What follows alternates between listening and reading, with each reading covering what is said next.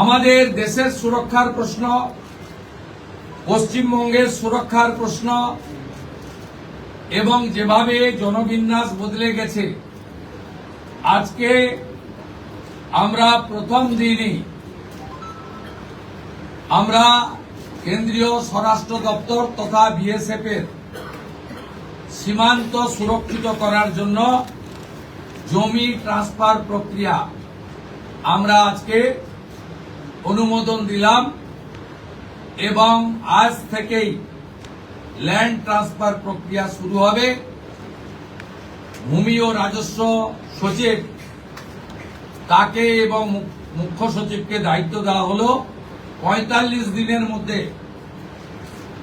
BSF এর প্রয়োজনীয় জমি হস্তান্তর সম্পূর্ণ করতে হবে, যা আমাদের কেন্দ্রীয় স্বরাষ্ট্রমন্ত্রী নির্বাচনের আগেই বলেছিলেন। এই কাজটা আজকে প্রথম ক্যাবিনেটে আমরা করলাম। মাননীয় প্রধানমন্ত্রী নরেন্দ্র মোদীজি তিনি বলেছিলেন প্রথম ক্যাবিনেট মিটিংয়ে আমরা আয়ুষ্মান ভারতে যুক্ত হব।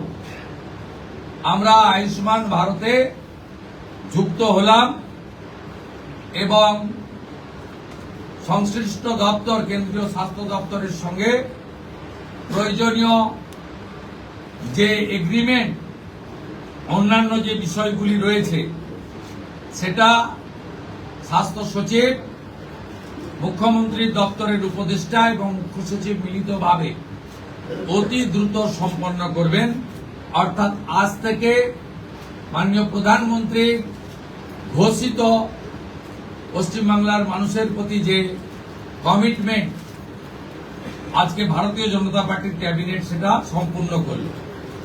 এর সাথে সাথে প্রধানমন্ত্রী জন আরোগ্য যোজনা, প্রধানমন্ত্রী ফসল বীমা যোজনা ক্রপ ইন্স্যুরেন্স, প্রধানমন্ত্রী স্কুলস ফর রাইজিং ইন্ডিয়া পিএমশ্রী, প্রধানমন্ত্রী বিশ্বকর্মা, বেটি বাঁচাও বেটি পড়াও, প্রধানমন্ত্রী উজালা যোজনা 3.0 এবং অন্যান্য কেন্দ্রীয় স্কিম বা সেন্ট্রাল গভর্নমেন্ট স্পন্সর্ড স্কিম আমরা যুক্ত হওয়ার সিদ্ধান্ত নিলাম।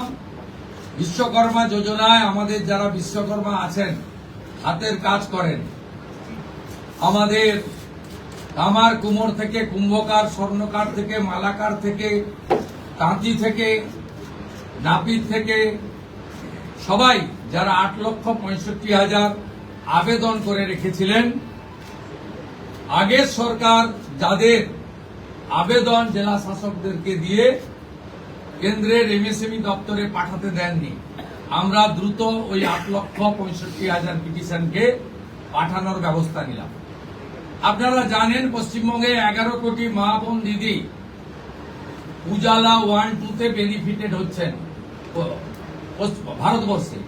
পশ্চিমবঙ্গে 11 কোটির মধ্যে 1,29,00,000 পান, সবচেয়ে হাইয়েস্ট। 400 টাকা কম মূল্যে তারা গ্যাস ক্রয় করেন। প্রধানমন্ত্রী আরো 75 লক্ষ দেশে চালু করেছিলেন এবং বাংলার জন্য কোটা ছিল 15 লক্ষ। গ্রাহক বিতরণ কেন্দ্রে হাজার হাজার দরখাস্ত পড়ে থাকা সত্ত্বেও শুধু রাজনৈতিক কারণে এই পিটিশনগুলো ডিএমরা সংশ্লিষ্ট দপ্তরে কেন্দ্রীয় সরকারের কাছে পাঠায়নি। তাই আমাদের মা বোন দিদিরা বঞ্চিত হচ্ছিলেন। আমরা গ্রাহক বিতরণ কেন্দ্রে পড়ে থাকা সমস্ত পিটিশন অতি দ্রুততার সঙ্গে জেলা শাসকদের সংশ্লিষ্ট কেন্দ্রীয় মন্ত্রক পেট্রোলিয়াম ডিপার্টমেন্টে পাঠিয়ে দেওয়ার নির্দেশ দিলাম। এর ফলে উজালা যোজনা 3 তাতে পশ্চিমবঙ্গের আরো কয়েক লক্ষ মা বোন দিদি যুক্ত হওয়ার সুযোগ পেলেন। আমাদের পঞ্চম সিদ্ধান্ত, এতদিন পর্যন্ত পশ্চিমবঙ্গে national cadre IAS IPS, Paschimbanga cadre WBCS WBPS এদের কোন কেন্দ্রীয় সরকারের ট্রেনিং এ কেউ যুক্ত হতেন না। এটা মুখ্যমন্ত্রীর অলিখিত নির্দেশ ছিল। আগের মুখ্যমন্ত্রী, বিদায়ী মুখ্যমন্ত্রী, প্রাক্তন মুখ্যমন্ত্রী। আমরা আজকে এই বিষয়ে চিফ সেক্রেটারিকে অন্য রাজ্যের যে নিয়ম আছে সেই নিয়ম ফলো করার জন্য আমরা তাকে এম্পাওয়ার করলাম, দায়িত্ব দিলাম। সাথে সাথে শুনলে অবাক হয়ে যাবেন, বিএনএস ভারতীয় ন্যায় সংহিতা, যা মাননীয় প্রধানমন্ত্রী নরেন্দ্র মোদীজির নেতৃত্বে কেন্দ্রীয় স্বরাষ্ট্রমন্ত্রী মাননীয় অমিত শাহজি পার্লামেন্টে দুটো কক্ষে অনেক আগে অনুমোদন করেছেন, রাষ্ট্রপতি মহোদয়ের সই হয়েছে, রুল হয়ে গেছে। আমরা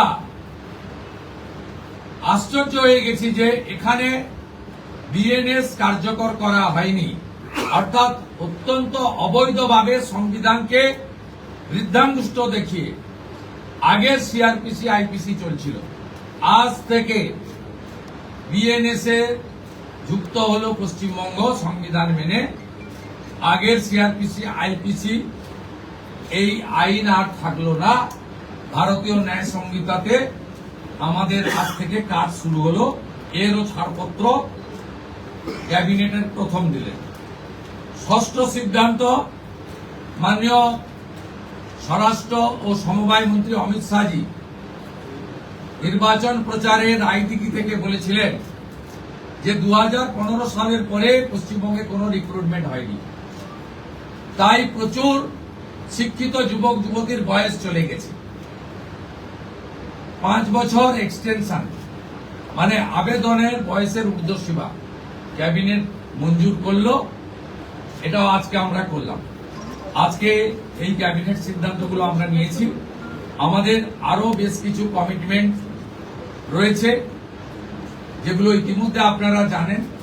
আমরা পরবর্তী সোমবার আবার একটি ক্যাবিনেট মিটিং করব।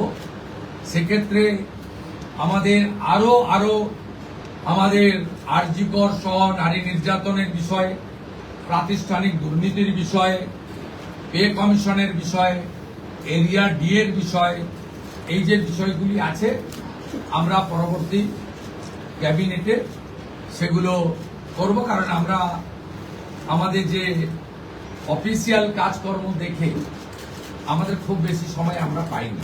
আজকে প্রথম কাজের দিন সরকার গঠন হওয়ার পরে আপাতত যে কাগজগুলো রেডি ছিল তার উপরে ক্যাবিনেট আমরা এই সিদ্ধান্তগুলো নিয়েছি, কার্যকর হবে। আপনাদের মধ্যে বাংলার গণদেবতা জনতা জনার্দনকে